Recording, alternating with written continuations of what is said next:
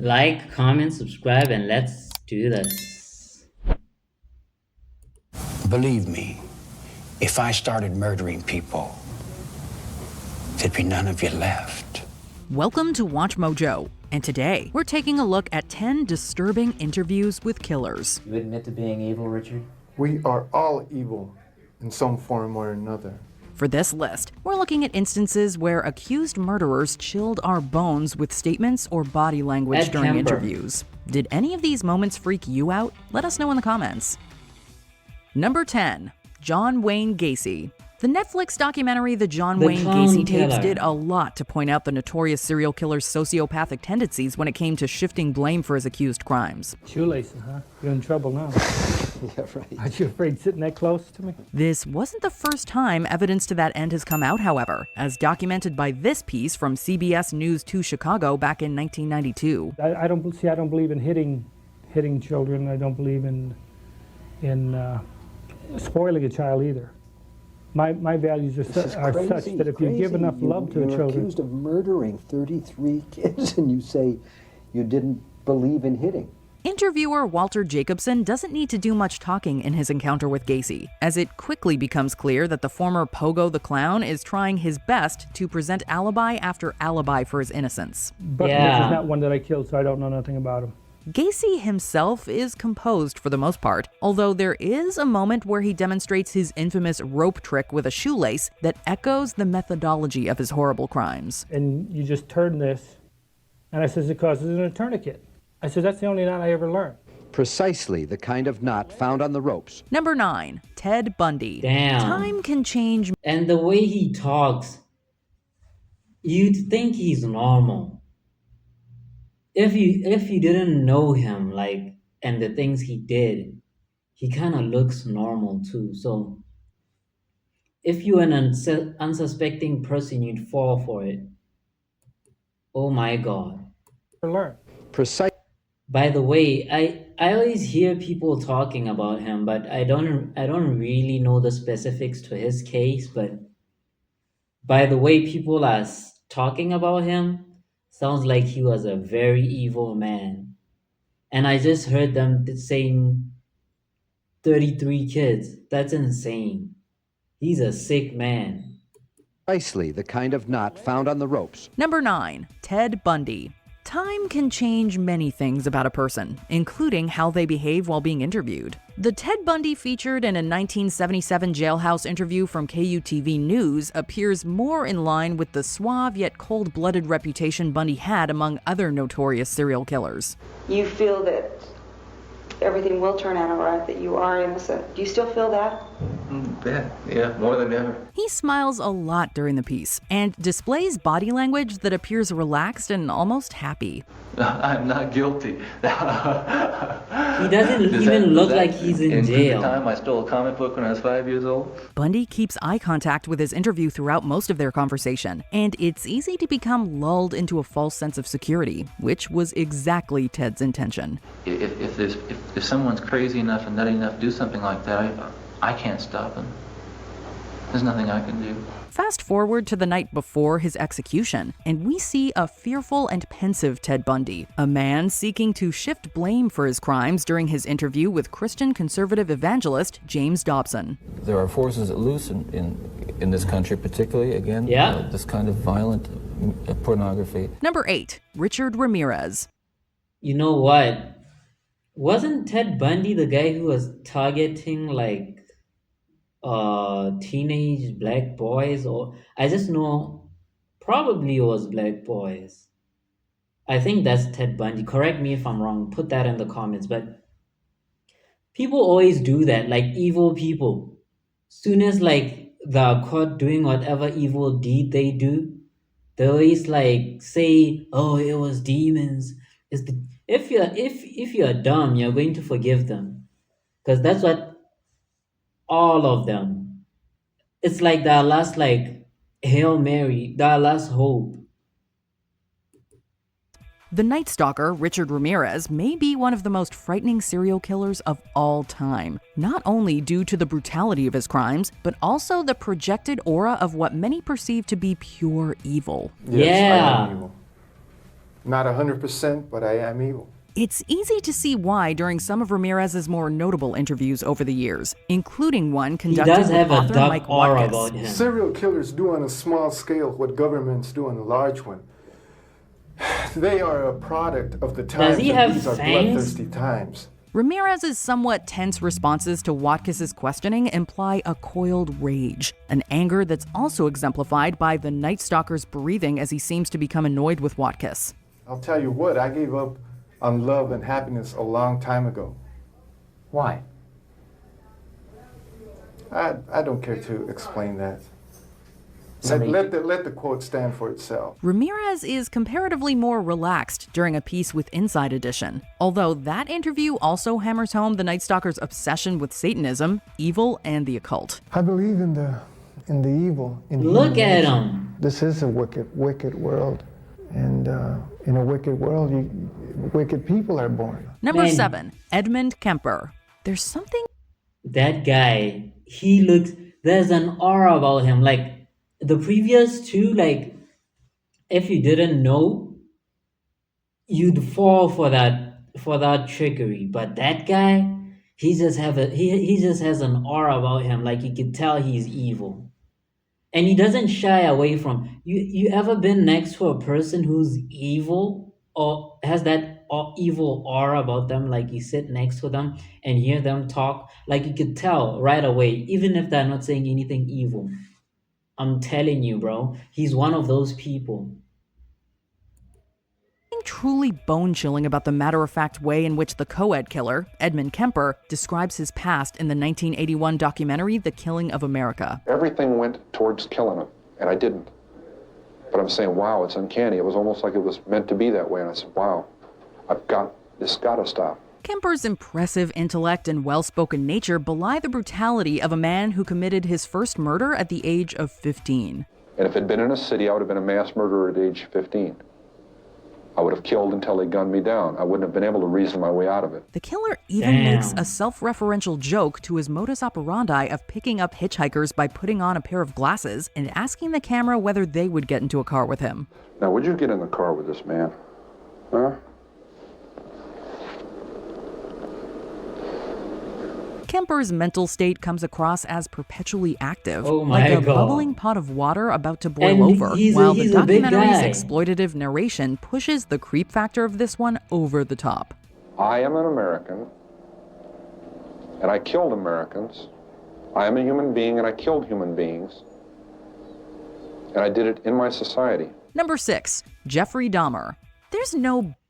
Bro, he's so scary. Like, and the fact that he's a big guy, if he gets you, bro, it's over. I don't want to lie. His like physique alone, like I don't see you having a chance of escaping. I don't even think he has survivors. And by the way, I really hate his cadence when he talks. There's something about it.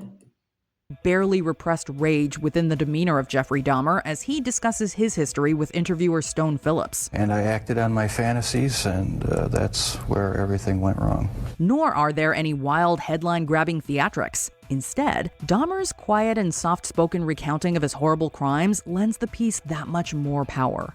The only motive that there ever was to completely control a person that I found physically attractive. There's the power of shock as he discusses the failed attempts at creating, quote, living zombies with the remains of his victims. The killing wasn't guy. the objective. I just wanted to have the person under my complete control. There's also the power of how Dahmer's moments of shocking violence are undercut by the killer's regret for the decisions he made, and the futility of what I seemed to don't be think a he date with regrets infamy it. and destiny.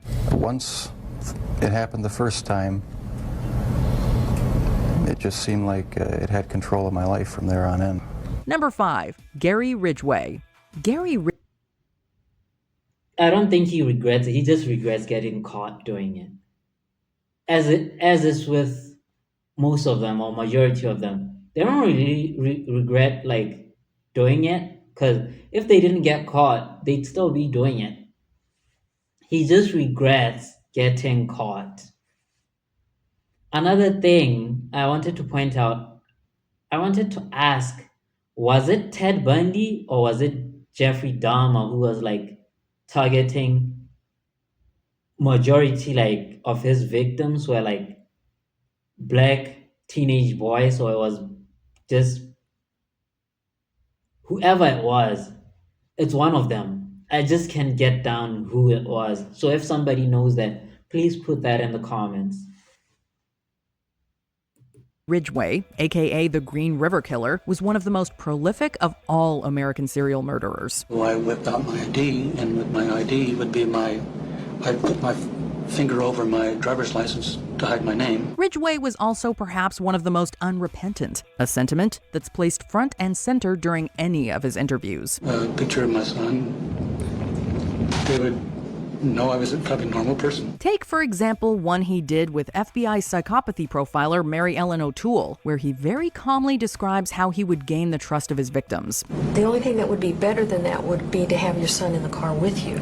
That would be an incredible ruse. That happened once. O'Toole manages to get Ridgway talking in depth about his past, his upbringing, and the dozens of victims attributed to the Green River Killer's rampage. Number 4, Charles Manson.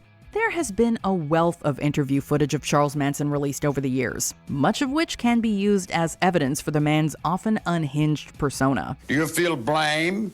Are you mad? Do you feel like And there's a lot of that here from this 1987 interview with Today correspondent He Heidi looks Schulman. demented. I wouldn't do anything that I felt guilty about. You don't feel guilty at all? There's no need to feel guilty. I haven't done anything I'm ashamed of. However, there's also this intent to shatter the myth of Manson as a leader, and this is aided by the visual of Manson's scattershot presence during the interview.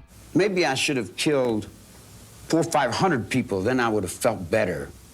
Then when I felt like I really offered society something. Although the occasionally What a violent sick outbursts by man. Manson have been well documented in this piece, it's the more soft-spoken sound bites that reveal more about the man's own admitted failures and shortcomings. My awareness and my consciousness is not the same as somebody that goes to school and has a mom and dad.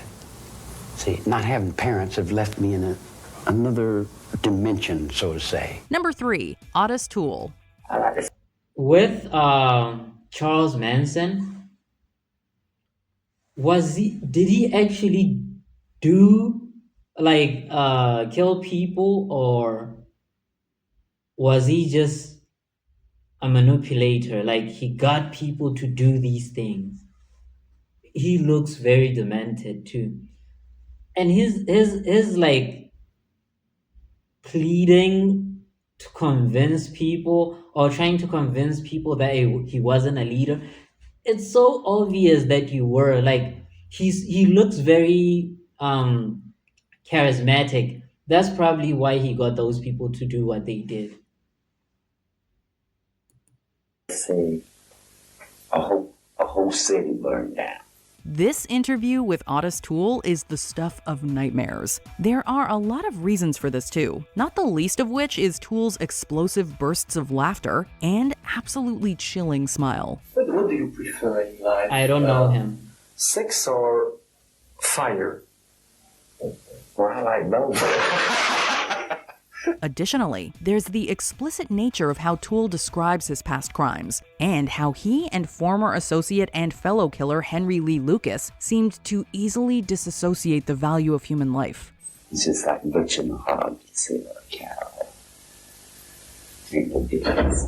The grainy and blown-out AV quality of this interview footage only seems to add to the feeling of grime and filth How left do you over by get to Toole's this point, gleeful bro? accounts and delivery. Ain't nothing to it. Just like drinking a cup of coffee, smoking cigarette. Once you get into the habit, you do it more and more. Number 2, Issei Sagawa. でたまたまそれが How does ユ it キ get ヤさ to ん that? の旦那さんと奥さんで太って愉快な、ご主人でしたけど、 Oh, 動物の this 解体の guy. 仕方とか肉の切り方とか詳しく教えてくれました。 Unlike the majority of our other entries, Issei Sagawa isn't technically a serial killer. However, this interview footage from Vice is too disturbing not to make our list. でも彼のおかげで、ロンダにエッチな気持ちていうか、こうセクス、まあもちろんSagawa's history and dark deeds are detailed in the documentary, while Issei himself describes the premeditated shooting and devouring of his classmate René Hartefeld while he was living and studying in France. で、I remember this ど guy, う man. してもやっぱりもう普通に話してる時はニコニコして話してて。Sagawa's obsessions are also detailed in the piece, as well as the legal loopholes that allowed the killer to escape prison time for his actions. Sagawa's quiet and fragile demeanor undercuts his words, all spoken in equally hushed and inoffensive tones. It is a frankly horrifying and unbelievable story. 男じゃなくて綺麗な女性に殺されたい。まあもちろんそれはファンタジーです。Before we continue, be sure to subscribe to our... How sick is that guy, man? And the fact that he didn't get like any prison time for doing what he did is just insane to me. How does one do what he did and not get prison time? That's crazy. And it's sickening too. Our channel and ring the bell to get notified And about he our just latest gets videos. to live out you have there the option to be notified for occasional doing whatever videos he or all of wants. them. If you're on your phone, make sure you go into your settings and switch on notifications. Number 1. Eileen Wuornos. This interview with Eileen Wuornos on the eve of her execution is disturbing for a number of reasons. I'm okay. I'm okay. God is going to be there. Jesus Christ is going to be there. All the angels and everything. For starters, there are the crimes for which Wuornos was convicted, but there are also the stories Eileen tells about her treatment in prison. They had the intercom on in the room, and they kept lying that it wasn't on, and they were using sonic pressure on my head since 1997. Her accusations of sonic torment and food tampering speak to her paranoia and mental state during this time. Then She one looks day I didn't crazy, wash my food bro. off, and I was sick for 3 weeks, almost died. A state Look that at her gradually eyes. reaches a fever pitch during the interview. Yeah, thanks a lot. I lost my life because of it. Her Couldn't eyes even are get a fair pitch trial. dark, Wuornos' like pitch face black. as she directly addresses the camera is chilling, and the audience can only stare back into her eyes as the condemned killer accuses society of, quote, railroading and, quote, sabotage. 2019, a rock's supposed to hit you anyhow. You're all gonna get nuked. Do you agree with our picks? Check out this other recent clip from Watch Mojo, and be sure to subscribe and ring the bell to be notified. Man, all these people are sick, bro. That guy who didn't go to jail, I wonder how he did it, but I still feel like that case should be reopened and somehow he should get... that girl's family should get justice. Anyway, I feel like if this is more of your thing and you'd like to look more into this, there's a series on Netflix called Mindhunter. I think that's what it's called. Watch Mindhunter. It's the best, like, I think it's the best portrayal of like serial killers you'd ever see in a TV show or whatever, a series. So if that's more of your thing, check that out. You won't be disappointed, trust me. And on that note, thank you for watching and I'll see you on the next one.